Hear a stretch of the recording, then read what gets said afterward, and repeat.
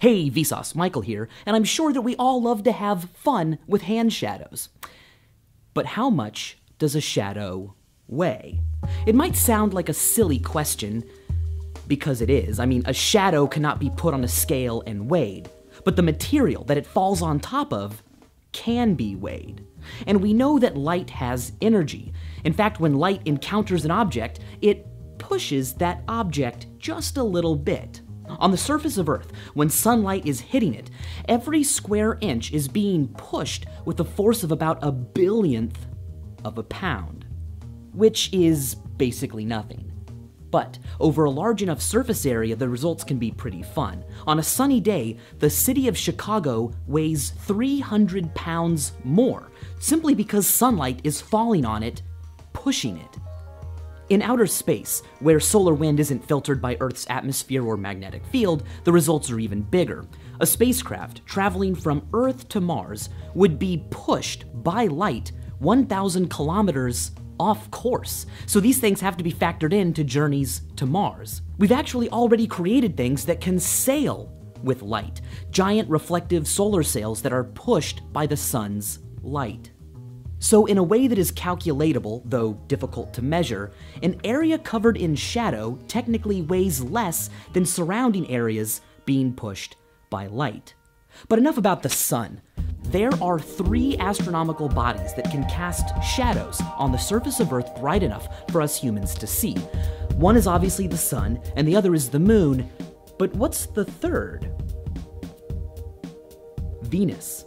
Pete Lawrence investigated this over at Digital Sky. Now, to make sure that the shadow he saw was caused by Venus, he used a tube that could be pointed at specific regions in the sky. Inside the tube, he put a cutout shaped like the astronomical symbol for Venus.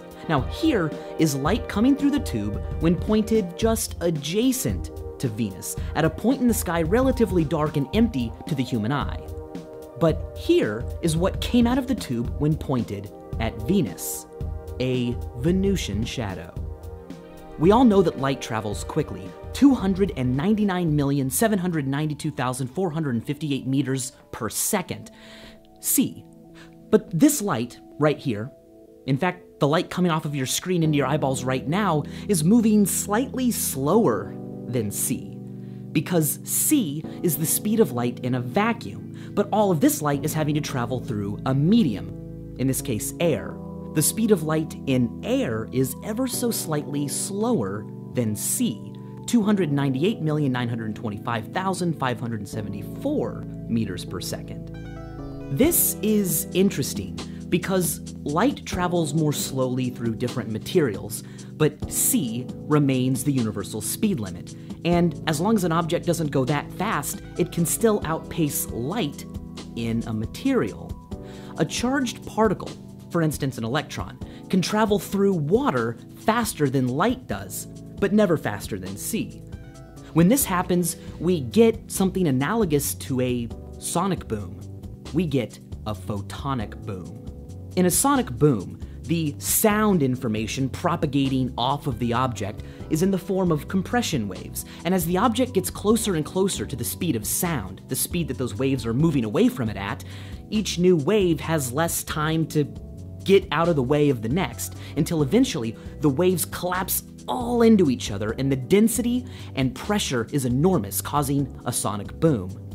Normally, when a charged particle moves through a material whose molecules can be polarized, the molecules give off photons, but each photon has room to fly away, and the waves all destructively interfere with each other, so no radiation is given off.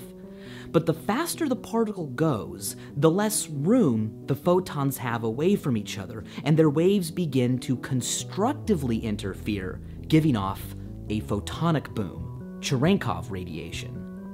Astronauts, especially those who have gone all the way to the moon, have reported seeing flashes of light. Many people attribute this to high-speed particles moving through the liquid inside their eye faster than light normally would, causing photonic booms right inside their body.